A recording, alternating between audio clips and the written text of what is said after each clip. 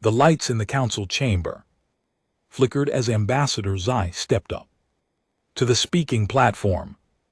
His 6 arms moved in nervous patterns, while his large eyes swept across the assembled representatives. The emergency meeting had brought together beings from 12 different worlds, all facing the same terrible problem. Fellow council members, Zai began, his voice carrying the weight of desperation. The situation on Kellyan 7 has become worse than we feared. Our mining operation is completely lost. A low rumble of concern filled the chamber. The Meath representative, floating her water tank, released a stream of worried bubbles, a crystalline Zarkith. Delegates made clicking sounds with their sharp edges.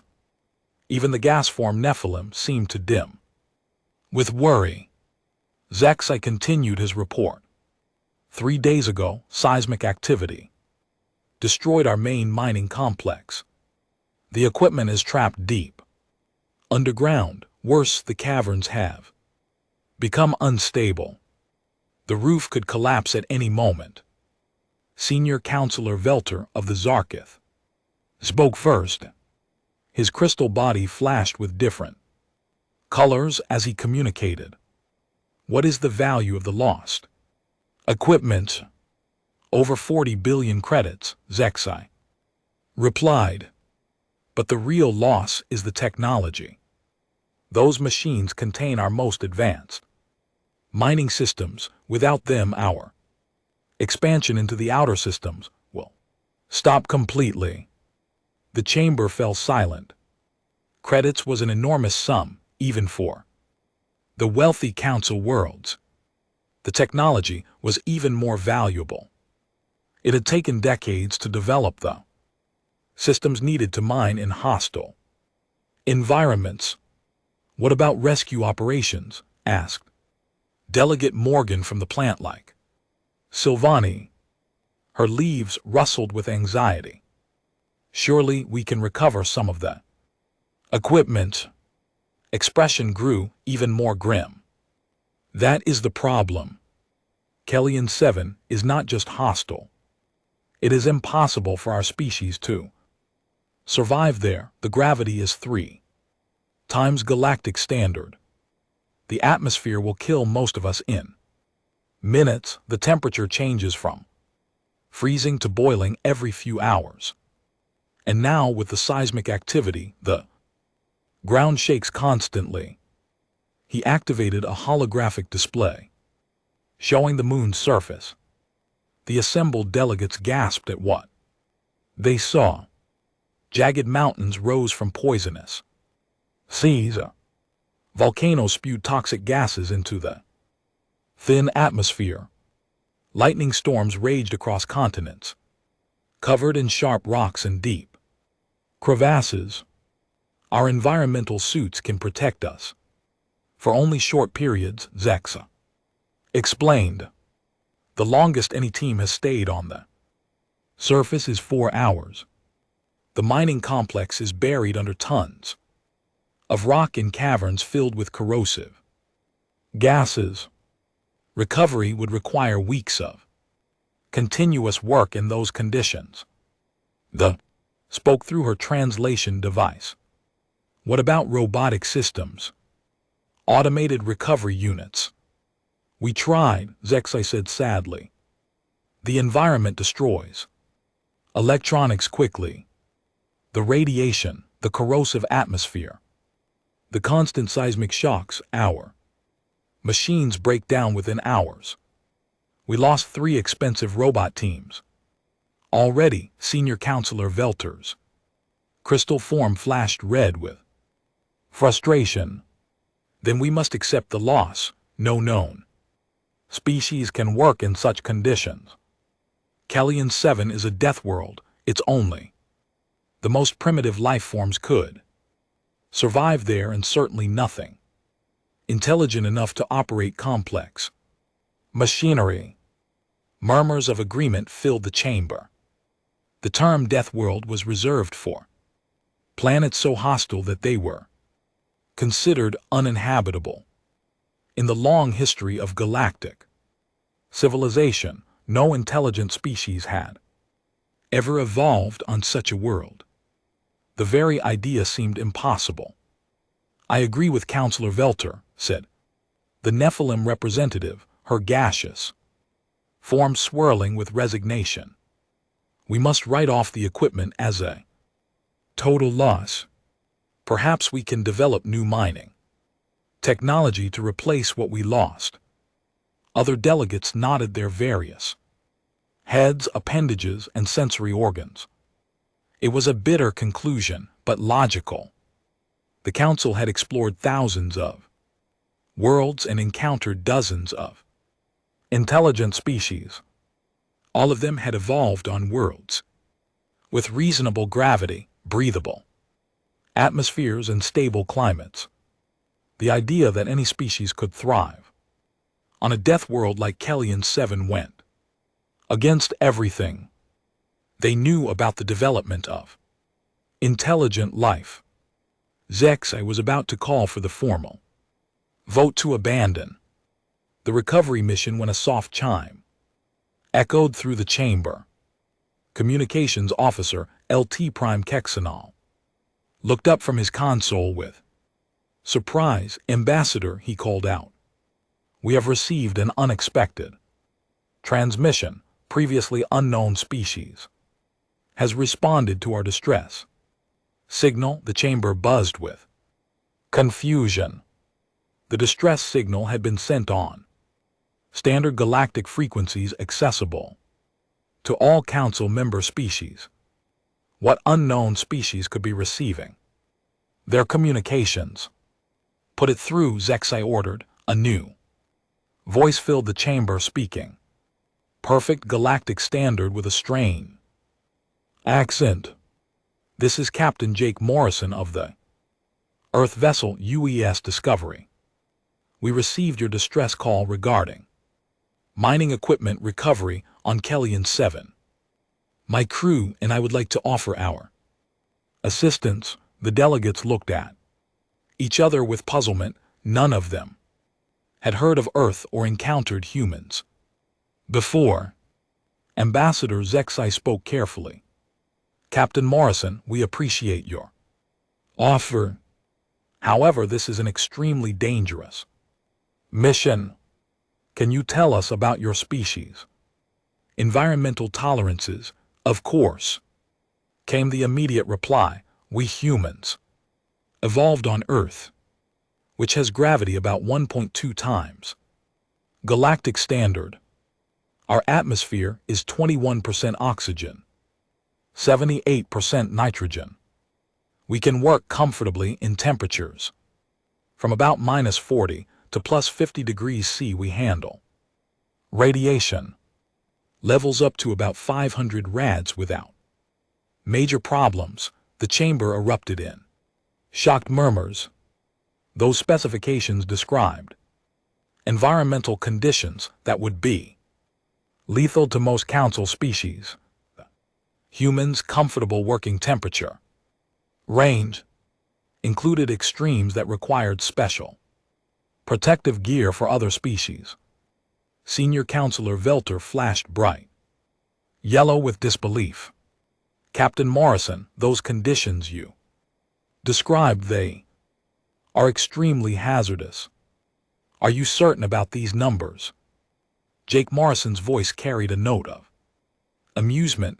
Oh, those are just our normal working conditions. We can handle much more extreme environments when necessary.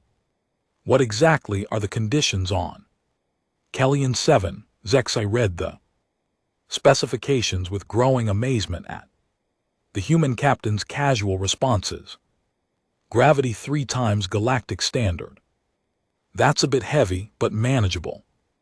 Corrosive atmosphere. Will need good air recycling systems. Temperature extremes. Sounds like a typical day in some parts of Earth. Constant seismic activity. Worked in earthquake zones before. Dr. Lisa Parker, the mission science officer joined the conversation.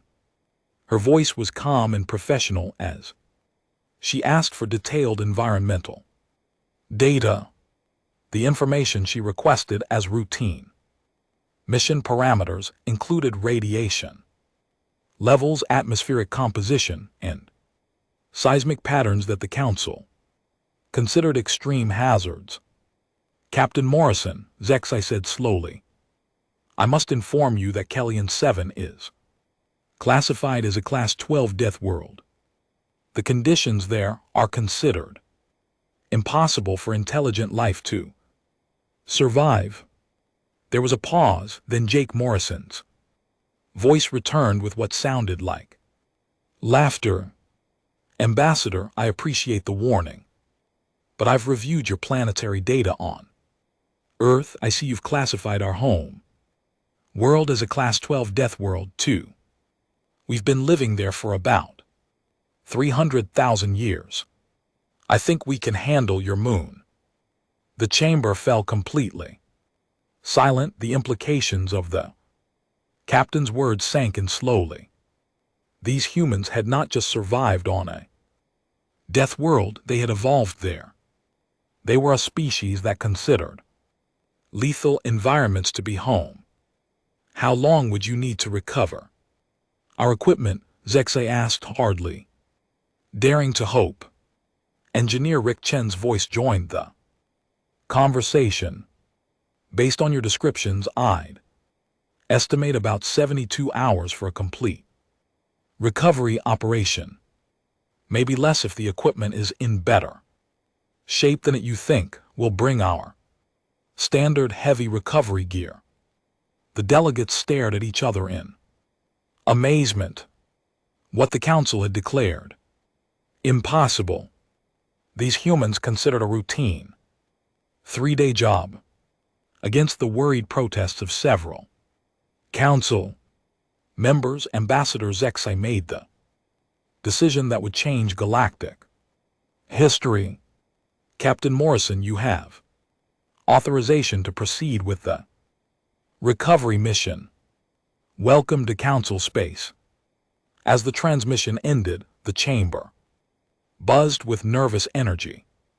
They had just invited Deathworlders into their galaxy, beings who thrived in conditions that would kill everyone else. None of them could imagine what they had just unleashed upon the galaxy.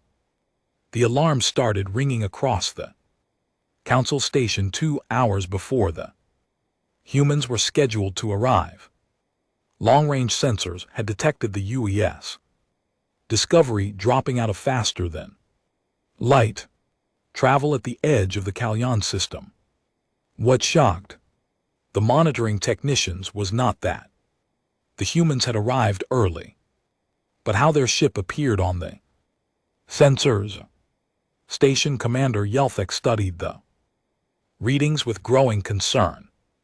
The human vessel was larger than expected, measuring nearly 800 m in length. Its whole design was unlike anything in the galactic databases, where Council ships were built with smooth curves and elegant lines. The human ship looked angular and brutal. Heavy armor plating covered every surface. Strange projections that could only be weapons bristled from dozens of mounting points. Commander, called sensor operator Nelvery, her voice tight with worry. Now the energy readings from their ship are off the charts. Their power core is generating more energy than our entire station uses. Yelthek's 4 eyes blinked in sequence as he processed this information. A single human ship carried more firepower than most Council defense fleets. The implications were troubling. What kind of species needed such heavily armed vessels for routine travel? The communications board lit up with an incoming transmission. Captain Jake Morrison's voice filled the command center, sounding relaxed and friendly. Council Station Alpha, this is UES. Discovery requesting docking clearance. We're ready to begin the recovery mission briefing. Whenever convenient, Commander Yelsek responded carefully. U.S. Discovery. Welcome to Council Space. Please proceed to Docking Bay 7. We have prepared atmospheric processors to accommodate your oxygen requirements. Much appreciated, Commander. We'll have our shuttle over in about 20 minutes. The next 20 minutes passed in frantic preparation. Council security teams took positions around Docking Bay 7, though they all wondered what good their weapons would do against beings who lived on Deathworlds. Medical teams stood ready with emergency equipment, unsure what to expect from the first Deathworlder species they had ever encountered. Ambassador Escort. His normally steady hand shook slightly as he reviewed the first contact protocols. In all his years of diplomacy, he had never dealt with a species that could be more dangerous than the environment they were trying to access.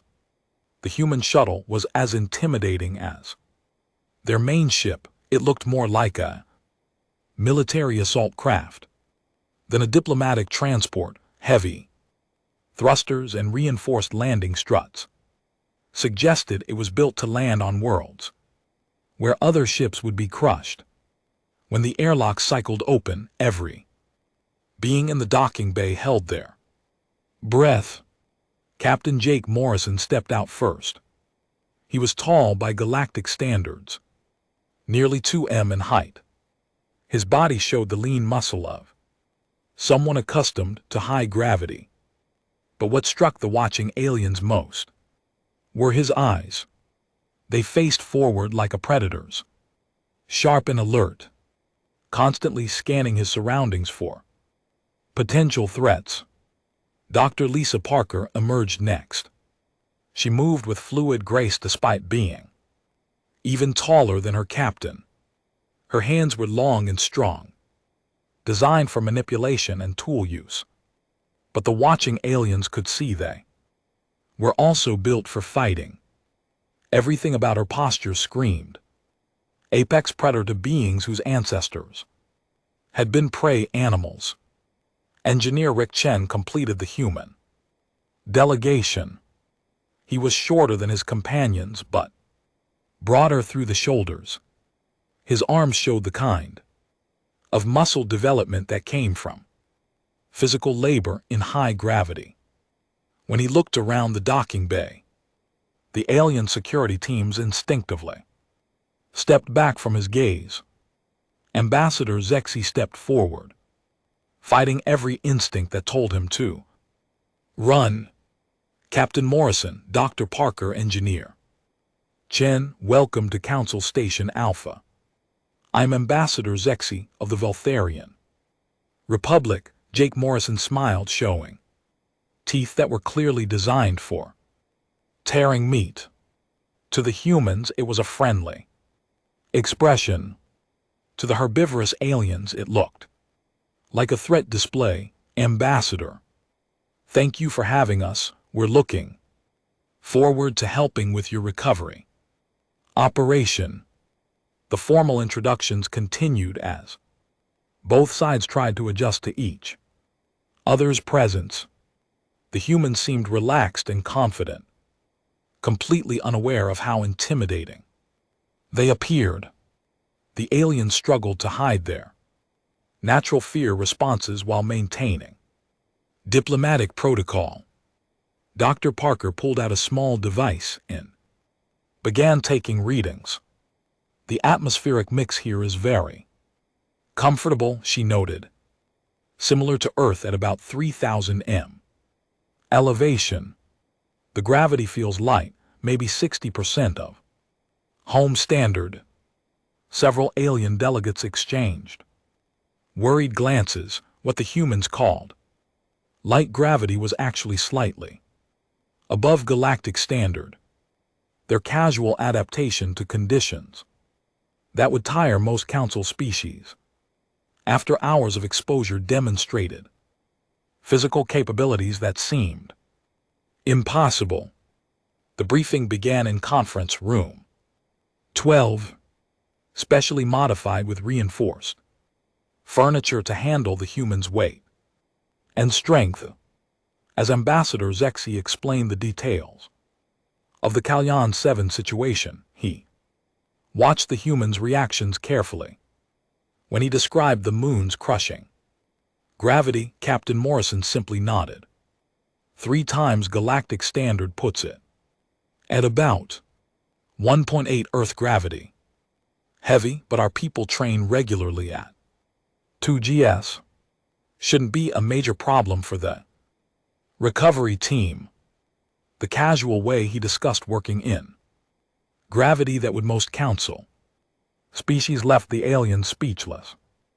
Engineer Chen asked technical questions about the mining equipment, treating the entire operation as a routine salvage job rather than an impossible mission into a hellscape. What about the atmospheric composition? Dr. Parker inquired.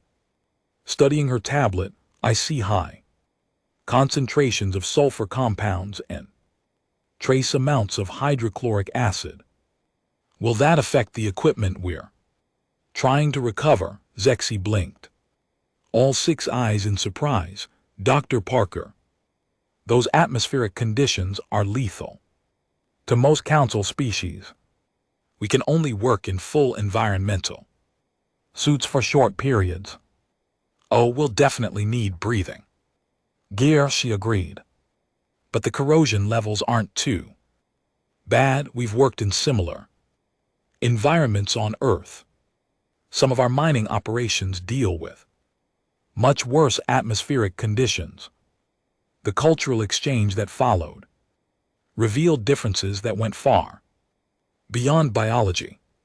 When the aliens described their recreational activities, gentle meditation, art appreciation, intellectual discussion, the humans shared stories that sounded like survival training to their hosts.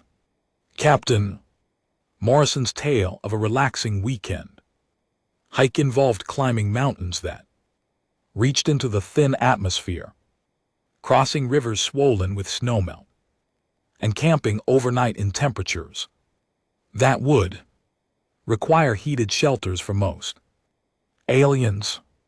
He spoke of it as pleasant relaxation.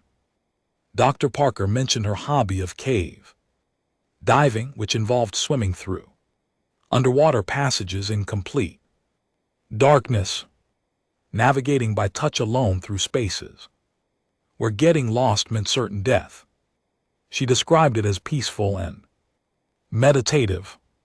Engineer Chen talked about his weekend project of volcano monitoring, which required working near lava flows in protective suits while breathing through filters to avoid toxic gases. He called it interesting geology. Field work. Each story reinforced the growing realization among the council delegates that they were dealing with a species whose idea of recreation involved activities that would be considered extreme survival challenges by galactic standards. The technical discussion of the recovery mission proved equally eye-opening. Where the aliens saw insurmountable obstacles, the humans saw engineering problems with straightforward solutions.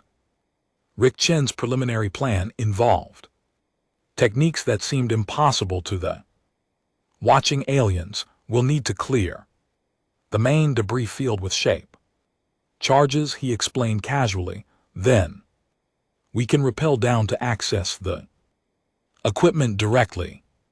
The flooded sections shouldn't be too difficult. We'll just need proper diving gear to handle the chemical composition of the water.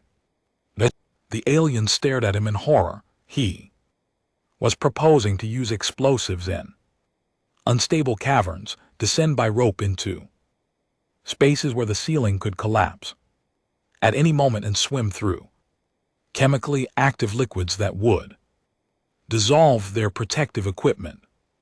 Senior Counselor Velter finally found his voice. Engineer Chen, the conditions you describe would require massive mechanical support systems for any council species to attempt. How can your people work directly in such environments? Rick Chen looked puzzled by the question. Well, it's challenging work, but not beyond normal human capabilities.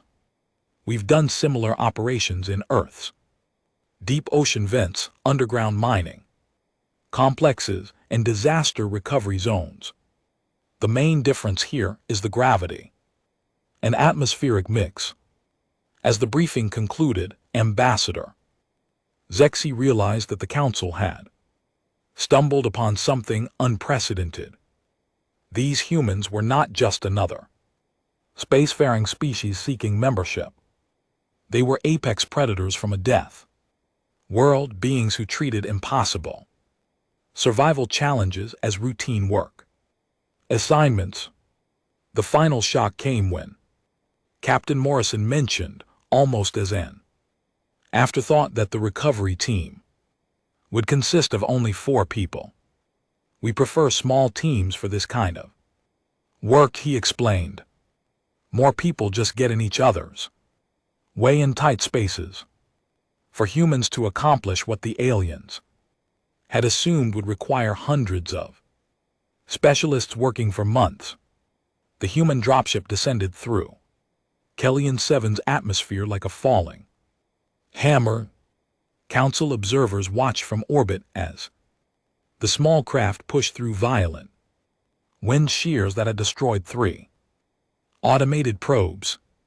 Lightning struck the ship's hull repeatedly, but the humans seemed unconcerned about the electrical storms raging around them. Discovery team to Station Alpha came Sergeant Mike Foster's voice over the radio. We're seeing some nice aurora effects from all this radiation.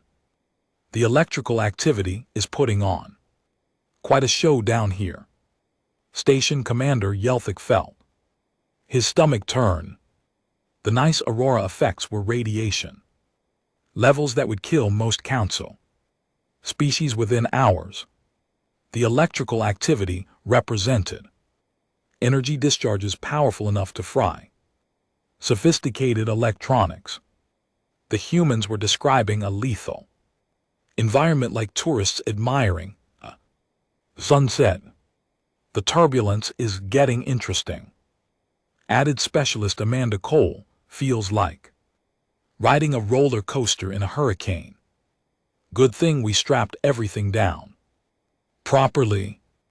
Ambassador Zekai gripped his observation chair as he watched the readings from the human ship. The atmospheric pressures and wind speeds would tear apart most council vessels. The humans were experiencing forces that should have been crushing them, yet they sounded almost entertained by the violence of their descent. The dropship broke through the lower cloud layer, revealing Kellyan 7's surface in all its hostile glory. Jagged mountains thrust up through a landscape scarred by constant volcanic activity. Rivers of molten rock carved glowing paths between fields of razor-sharp obsidian. The ground shook continuously from seismic tremors that registered on sensors as a constant rumble of destruction. Landing zone looks clear, reported Sergeant Foster. We've got solid rock about 2 km from the mining site.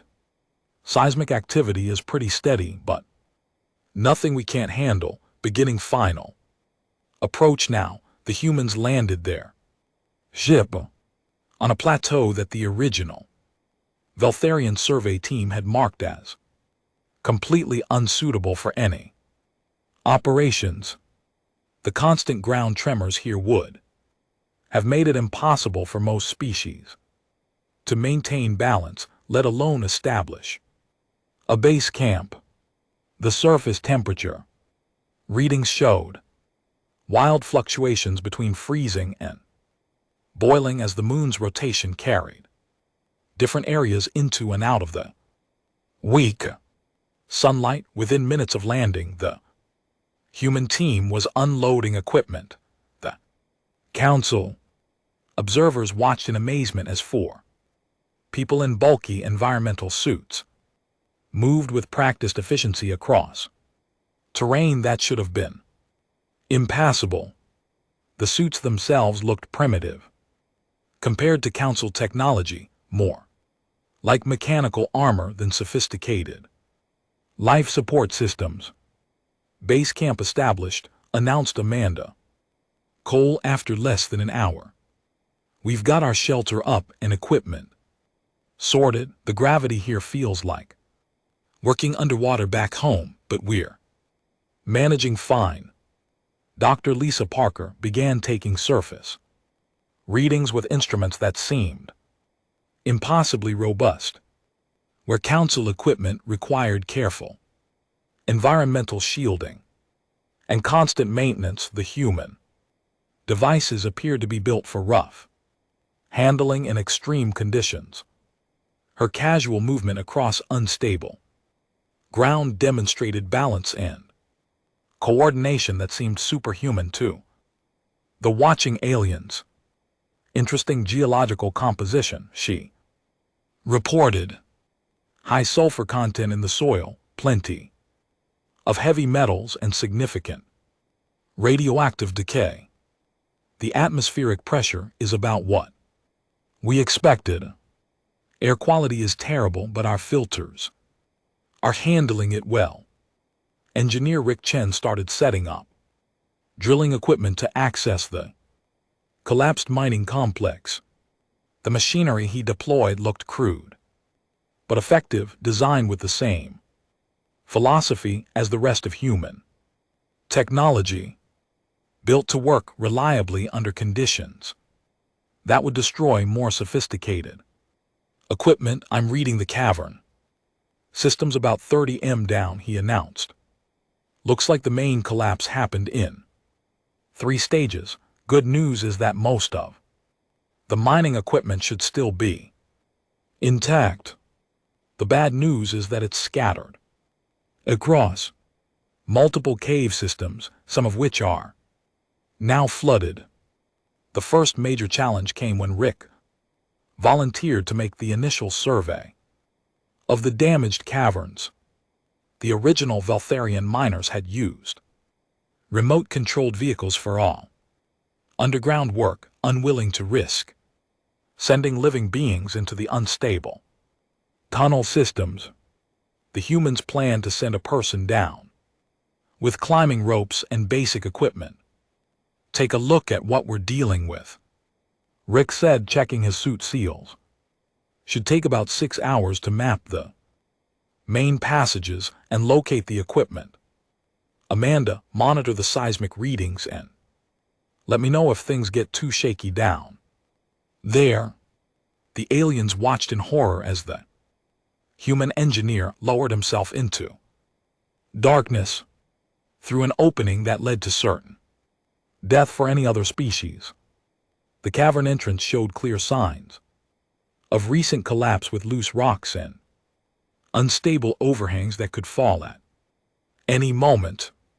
The passages beyond were filled with toxic gases and corrosive liquids that would eat through most protective equipment.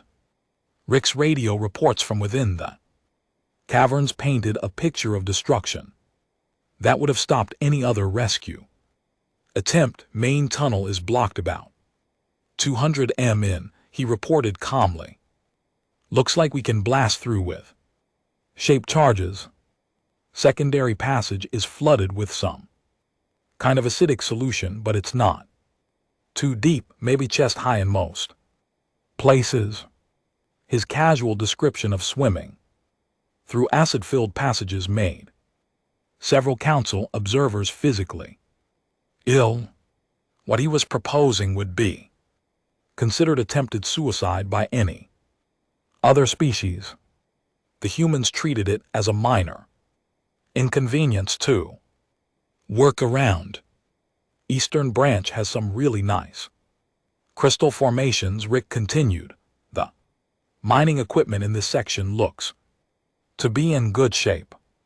We'll need to clear some debris, but nothing too challenging. The seismic damage isn't as bad as I expected. 6 hours later, he emerged from the depths with a complete survey and a recovery plan that seemed impossible to the watching aliens. His suit showed clear signs of damage from the corrosive environment, but he moved with the same confident energy he had shown before, descending into what should have been his tomb. Okay, here's what we're looking at, Rick announced, spreading out hand-drawn maps of the cavern systems. The main equipment cache is in the Eastern Branch, partially flooded but accessible. The heavy machinery is in the central cavern, buried under about 10 m of rubble. The processing units are in the western section, which is completely flooded, but structurally sound. Sergeant Foster studied the maps with the kind of casual interest that a normal person might show when planning a weekend camping trip. What's your timeline estimate? It's 2 days to clear the debris and access the main cache, Rick replied. Another day to haul everything to the surface. We'll need to do some underwater work for the flooded sections, and we'll have to use explosives to clear the worst of the cave-ins. The recovery plan that Rick outlined involved techniques that violated every safety protocol in the Galactic Mining Handbook. He proposed using controlled explosives in structurally unstable caverns, manually carrying multi-ton equipment through passages that could collapse without warning, and diving through chemically active fluids that would dissolve normal protective gear. Dr. Parker examined the chemical analysis of the flooded caverns. The acidity levels are manageable, she noted. It's about the same as some of the hot springs we work with on Earth. We'll need good seal integrity on our diving suits, but it's nothing we haven't handled before. Ambassador Zekai found his voice with difficulty. Dr. Parker, those chemical readings show concentrations that would be lethal to most known life forms. How can you possibly work in such conditions? Well, we can't drink the stuff, she replied. With what the aliens were learning to recognize as human humor. But our suits are designed for hostile environments.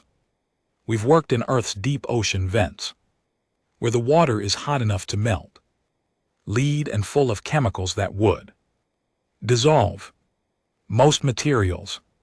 This is actually less challenging than some of our routine operations.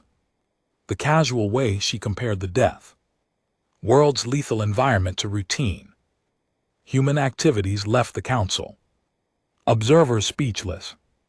These beings didn't just survive in conditions that would kill other species. They had built their entire civilization around mastering such environments. Sergeant Foster approved the plan immediately. Sounds good.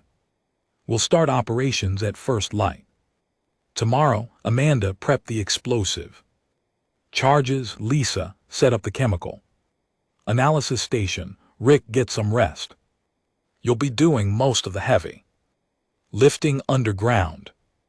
As the human team settled in for the night, the council observers remained glued to their monitoring stations. The seismic activity continued to rock the landing site with tremors that would have made sleep impossible for most species. The atmospheric storms raged overhead, with lightning strikes that could destroy unprotected electronics. The surface temperature dropped to levels that would freeze most organic compounds. The humans slept peacefully through it, all their simple shelter protecting them from conditions that represented the absolute limits of hostile environment survival. Their casual acceptance of the death world's attempts to kill them demonstrated a level of adaptation that challenged everything that Council thought they knew about the development of intelligent life. Tomorrow, they would begin the recovery operation that every Council expert had declared impossible. The first explosion shook the entire moon at exactly dawn on Kellen 7. Council observers watching from orbit saw the flash of detonation from the cavern entrance, followed by a massive cloud of debris and toxic gases. The blast was so powerful that several monitoring stations temporarily lost sensor contact with the human team. Charges detonated successfully, came Amanda Cole's calm voice through the static. Main passage is clear. We've got good access to the Eastern equipment cache now. No structural damage to the surrounding caverns. Ambassador Zai stared at his displays in disbelief. The humans had just used explosives powerful enough to level a small building inside an already unstable cave system. Any other species would have caused a complete collapse, burying themselves and the mining equipment forever. The humans had somehow calculated the exact amount of force needed to clear debris without destroying everything around them. How did they know how much explosive to use? Whispered Senior Counselor Velter. The slightest miscalculation would have killed them all. Station Commander Yeltic reviewed the seismic readings with growing amazement. The blast pattern shows precision placement in 17 different locations. They didn't just blow up the blockage. They surgically removed it piece by piece. Dr. Lisa Parker descended into the newly opened passage to assess the results. Her casual commentary as she navigated through spaces that should have been death traps left the alien observers speechless. Nice work on the charges, Amanda. Clean cuts all around. The air quality down here is pretty rough, but nothing our filters can't handle. The chemical analysis of the cavern atmosphere showed concentrations of toxic gases that would kill most Council species in minutes. The humans worked in these conditions for hours at a time, treating the poisonous environment as a minor inconvenience that required slightly better breathing equipment. Rick Chen began the process of accessing the heavy mining equipment buried in the central cavern. The machinery was trapped under tons of rock that had fallen during the seismic event. Standard procedure would require massive excavation equipment and weeks of careful digging. Rick planned to move the rocks by hand. Most of these boulders are only about 2 or 3 tons each, he reported, examining the debris field. We can shift them with the portable lifting gear. The big one in the center is maybe 8 tons, but we can break that up with smaller charges. The aliens listened in horror as Rick casually discussed moving objects that would require heavy machinery for any other species. The portable lifting gear he mentioned was designed for human strength levels, which meant it could handle loads that would crush most Council beings.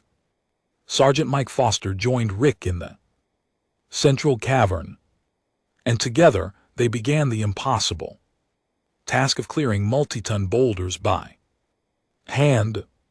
Their coordination was perfect, each man knowing exactly where to position, leverage points, and how to distribute weight safely. The watching aliens saw two beings accomplishing work that should have required a full construction crew. This big chunk here is sitting at a bad angle, Mike observed, studying a boulder that was larger than most council vehicles. If we cut it here and here, it should split into 3 manageable pieces. Lisi placed small explosive charges with the casual precision of someone hanging pictures on a wall. The resulting detonation was so perfectly controlled that it barely disturbed the surrounding debris, yet it split the massive rock exactly as predicted. The most shocking moment came when Dr. Parker volunteered to make an emergency equipment retrieval from a cavern section experiencing active seismic collapse. The eastern passage had become unstable due to ongoing tremors, and valuable mining components were trapped in an area that could cave in completely at any moment. I can get in there and back out in about 20 minutes, she announced, checking her climbing gear. The structural analysis shows we have a window before the next major collapse cycle. Ambassador Zai watched in terror as the human scientist entered a space that every council safety protocol would have declared absolutely forbidden. The ceiling showed visible cracks, and loose rocks fell constantly as the ground shook with seismic tremors. Any rational being would have written off the equipment as UNRCOV led. Dr. Parker's voice remained calm and professional as she worked in conditions that represented certain death for other species. I can see the primary processing unit. It's in better shape than expected. Give me a few minutes to secure the lifting cables. The aliens watched her navigate through falling rocks with reflexes that seemed impossible. When a section of ceiling collapsed just meters behind her, she simply adjusted her route and continued working. Her commentary during the life-threatening situation demonstrated a psychological resilience that no other species had ever exhibited. The secondary unit is partially buried, but I can dig it out, she reported while chunks of rock fell around her. The seismic activity is actually helping. The vibrations are loosening the debris. She emerged 25 minutes later with both pieces of critical equipment, having accomplished a rescue operation that council experts would have declared impossible even with remote-operated machinery. Her casual explanation that the collapsing ceiling had helped with the excavation left the watching aliens speechless. Meanwhile, Amanda Cole tackled the flooded western passages that contained the remaining mining equipment.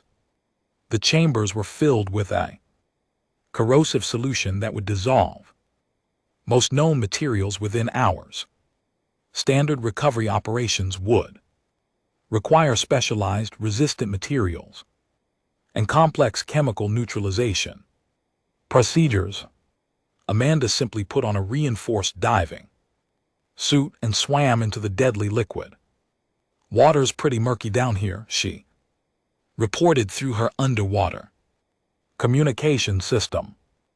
Visibility is only about 2 m, but I can feel my way to the equipment locations. The acidity isn't too bad, about the same as working in the Sulphur Springs back home. Her casual comparison of the lethal chemical suit to Earth recreational areas demonstrated Once again, how differently humans viewed environmental hazards.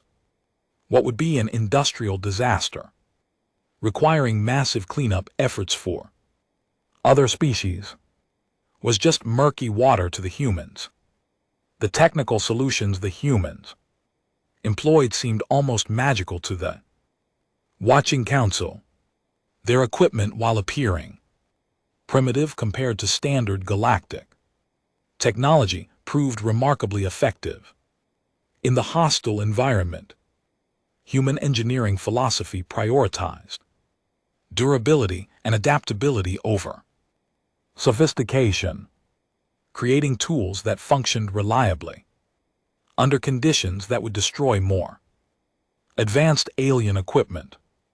Rick's improvised pulley system for hauling heavy equipment through narrow passages used principles that were elegant in their simplicity, where council engineers would have designed complex mechanical solutions. He created effective systems using basic materials and human ingenuity. The key is understanding leverage and weight distribution, he explained to his teammates while setting up a system to move a 10-ton processing unit through a passage barely wide enough for the equipment. We don't need fancy machinery when we have good physics and strong backs. The final day of operations involved hauling all the recovered equipment to the surface through passages that required extensive modification. The humans accomplished this work through pure physical effort and engineering ingenuity, treating challenges that would stump council engineers as puzzles to be solved with creativity and determination. Amanda's joke during the most difficult phase of the operation perfectly captured the human attitude toward impossible challenges as they struggled to maneuver a massive piece of machinery through a partially collapsed tunnel. She commented, "This is almost as tough as moving furniture up a narrow staircase." Her comparison of the death-defying recovery operation to a common household chore demonstrated the fundamental difference between human and alien perspectives on difficulty and danger. Sergeant Foster's response, "At least the furniture doesn't fight back like this stuff does," sent his team into laughter that echoed through passages where other species would be struggling just to survive. Their ability to find humor in life-threatening situations showed a psychological adaptation to danger that the council had never encountered. As the third day ended, the humans had accomplished what every council expert had declared impossible. Every piece of mining equipment had been recovered, including several components the Veltharians had assumed were completely destroyed. The final extraction involved moving machinery that weighed as much as small buildings through spaces that had been carved and modified by hand. The human team prepared to return to orbit with their impossible success, leaving behind a world that had tried its best to kill them and failed completely. The council observers who had witnessed the operation realized they had seen something that would change their understanding of what intelligent life could accomplish. These humans didn't just survive in death world conditions, they thrived in them, treating lethal challenges as routine problems to be solved with determination, ingenuity, and a terrifying amount of casual confidence. The docking bay fell silent as the human shuttle touched down on Council Station Alpha. After 3 days of watching impossible recoveries and death-defying operations, the assembled alien dignitaries could barely process what they were about to Witness: the humans were returning with every piece of mining equipment that the Council had written off as completely lost. Captain Jake Morrison stepped out of the shuttle with the same casual confidence he had shown before the mission. Behind him, his team unloaded cargo containers that held 40 billion credits worth of mining technology equipment that had been buried under tons of rock and collapsing caverns filled with toxic gases. Mission accomplished, Jake announced to Ambassador Zexi. All equipment recovered and in better condition than we expected, even managed to repair some of the damage that happened during the original caving. The ambassador's 6 arms trembled as he stared at the cargo containers. The humans had not only achieved the impossible, they had exceeded expectations. Equipment that should have been destroyed beyond repair had been restored to working condition by beings who treated Deathworld engineering as routine maintenance work.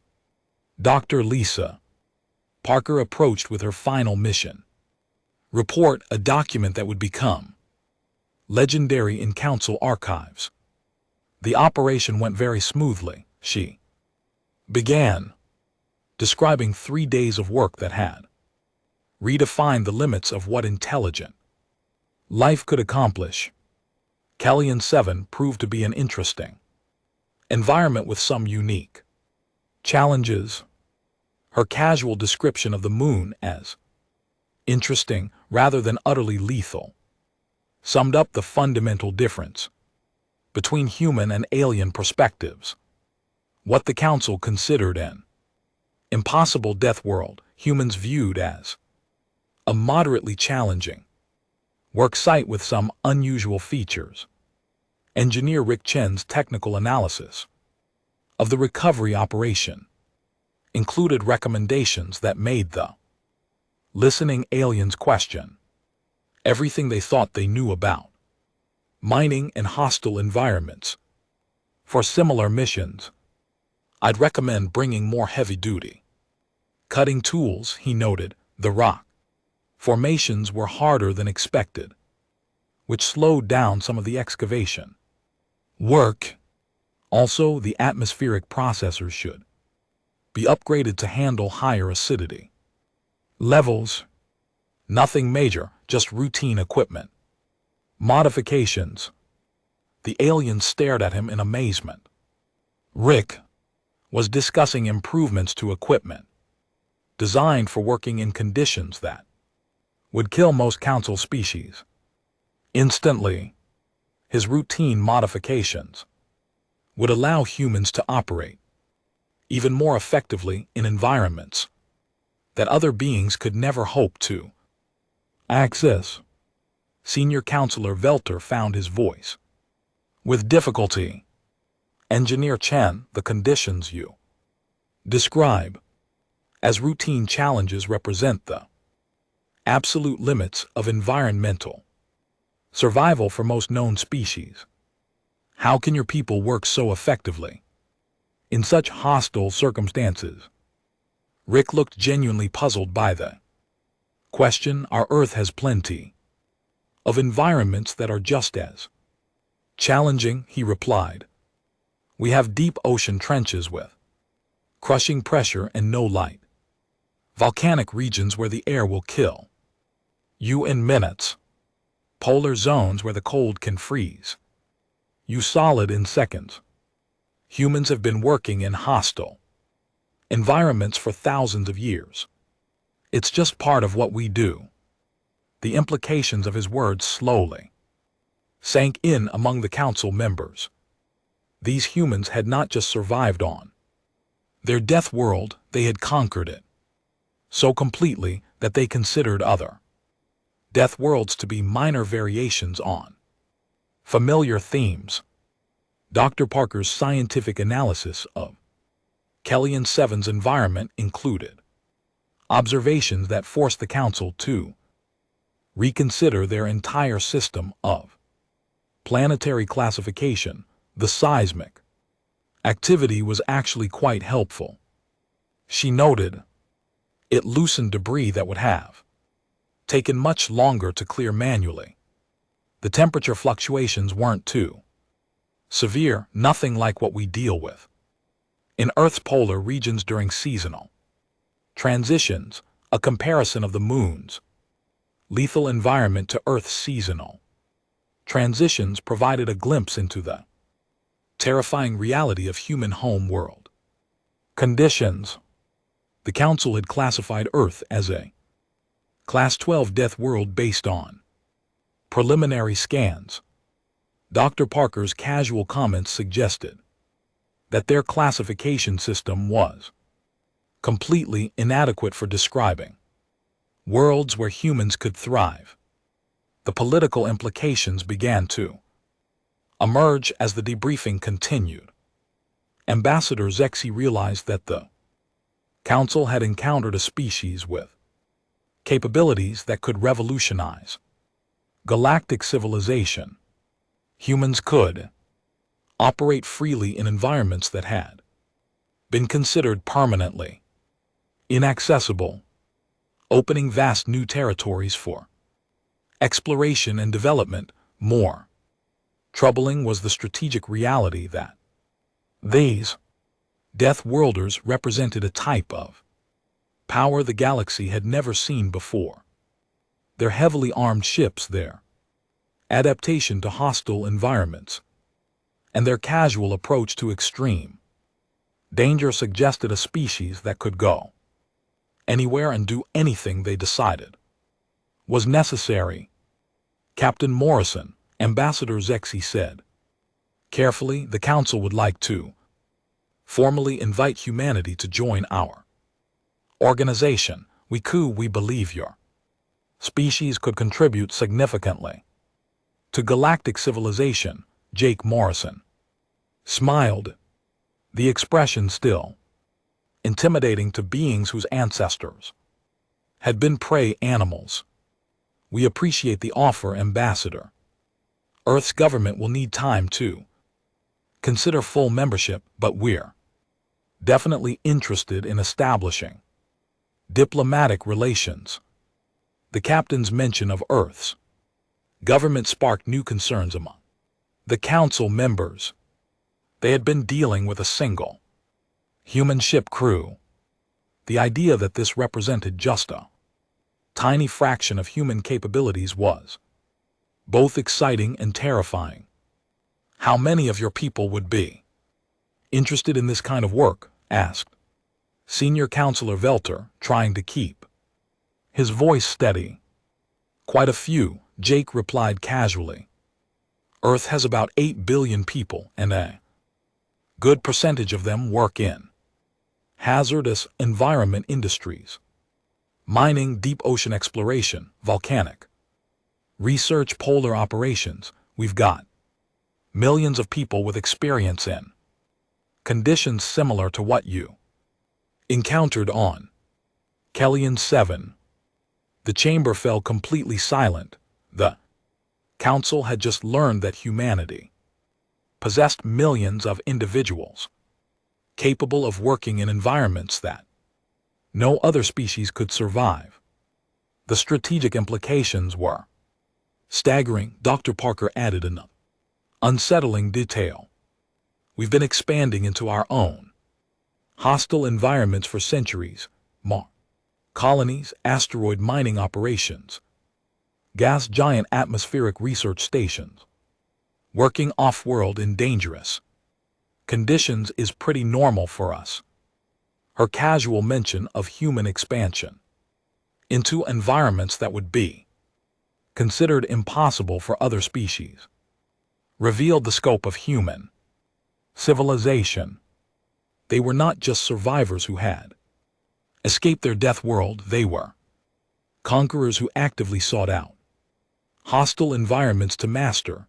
The establishment of the first human embassy on Council Station Alpha marked the beginning of a new era in galactic history. The small diplomatic suite assigned to the humans seemed inadequate given the implications of their presence, but Captain Morrison assured the Council that it would serve their needs perfectly. The final revelation came during the closing ceremonies, when long-range sensors detected movement at the edge of Council space. Deep space monitoring stations reported dozens of human vessels moving through previously unexplored sectors, mapping and surveying worlds that other species had written off as uninhabitable. Commander Yelthix's report to the Council painted a picture that redefined their understanding of galactic politics. The humans are not just exploring hostile worlds, he announced. They are systematically cataloging every death world in known space. They appear to be evaluating them for potential colonization. The realization hit the Council like a physical blow. Humanity was not seeking membership as junior partners in galactic civilization. They were preparing to claim vast territories that no other species could use, establishing themselves as masters of environments that represented the galaxy's most valuable and inaccessible resources. Ambassador Zexi recorded his private thoughts that evening in a message that would become a cornerstone of galactic diplomatic history. Today we learned that our routine distress call has introduced a species that will fundamentally alter the balance of galactic civilization, he wrote. These humans did not just solve our impossible problem, they demonstrated that our definition of impossible is meaningless to them. His final observation captured the magnitude of what had occurred. We invited them to help with one mission on one hostile world. They responded by showing us that they can claim and colonize every hostile world in the galaxy. We asked for assistance with a mining operation. They answered by revealing that they are a civilization of death. World conquerors, the age of human expansion had begun. The aliens who witnessed its first demonstration understood that they had been present at a moment that would reshape galactic history. The Deathworlders had arrived. Nothing would ever be the same. In star charts across Council space, thousands of worlds previously marked as uninhabitable were quietly reclassified. The new designation read simply, suitable for human colonization. Galaxy had just become a much smaller place. Humanity had claimed the largest share of it without firing a single shot. The impossible had become routine, and routine had become the foundation of a new galactic order.